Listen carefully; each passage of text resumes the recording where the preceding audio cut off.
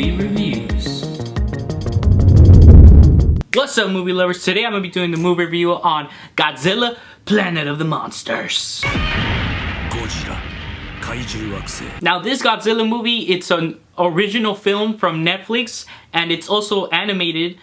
When I first started watching it, I thought I was going to watch the 2014 Godzilla. I think it's 2014.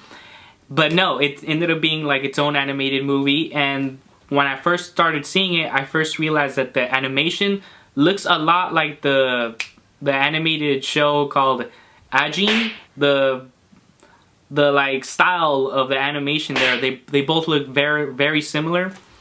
But yes, this one is fairly different than any other Godzilla, not just because it's animated. Story wise, they have a different approach. Usually humanity is like on the defense all the time, or like Godzilla is portrayed as kind of like a good like person. Well, not person, it's a monster. Usually Godzilla is portrayed as a good force to be dealt with, such as in the 2014 Godzilla. But in this film, humanity is like on the offense. They end up taking charge to basically kill this thing. Now the story of Godzilla starts off with humanity leaving planet Earth, going onto the stars, having to abandon planet Earth because Godzilla is like causing mayhem everywhere and is basically wiping out the human existence, so they had to flee the planet.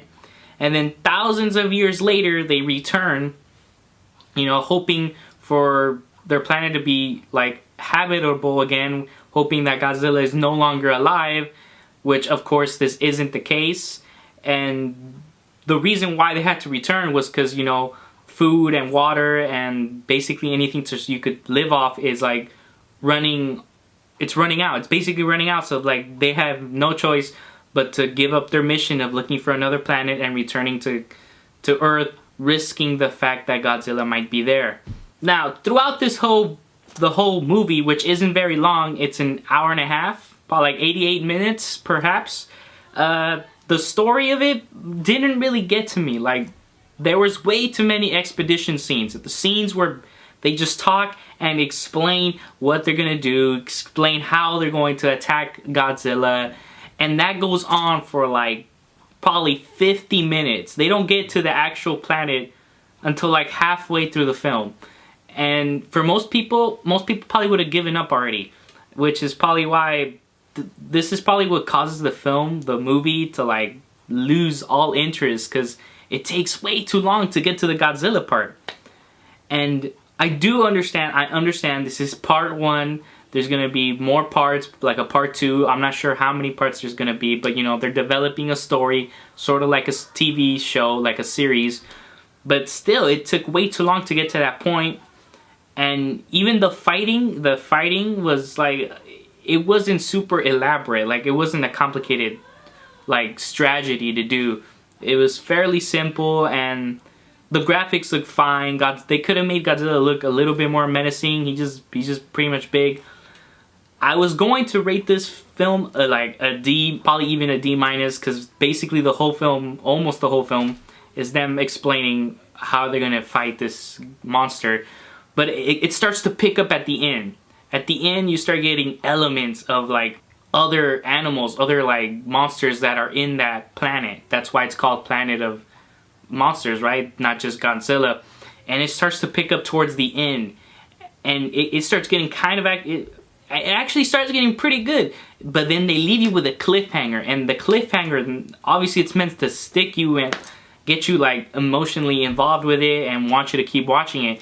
And I think it did work. They successfully were able to have a cliffhanger, especially after like finally getting to the Godzilla part. They left it pretty entertaining and exciting, and it's like, it sucks because they ended it right where it was really getting good, where they should have had a more compelling story in the beginning to, you know, keep the viewers watching instead of them leaving. So I feel like that's where they messed up on. But towards the end, like the very ending with the cliffhanger, it's kind of worth it to watch it all the way till the end, because some pretty exciting stuff happens. I'm not gonna spoil any of that, but if you stick through it, give it a chance, watch everything else, like the whole beginning, and then towards the end, trust me, it gets real good. And I am gonna be watching part 2 because it was worth it. The cliffhanger just gets you. And there is an after credit scene, so make sure you go through those credits and watch this, you know, that last end scene, which gives even more mystery to the planet where they live now. How much Earth has changed from the thousands of years.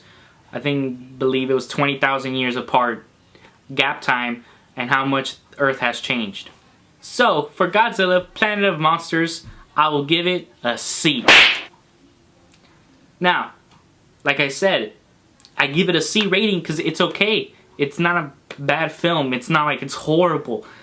Yes, it's like very boring, like throughout the whole beginning. Unless you're into the whole explaining the expedition part, you know, knowing the origins of Godzilla. But we all mostly know that from like all the other films. It's just that this one is fairly different than the others. And it's just the end. Pretty much the last 30 minutes of the film is like very exciting and it gets you. And I feel like they need to do that earlier on.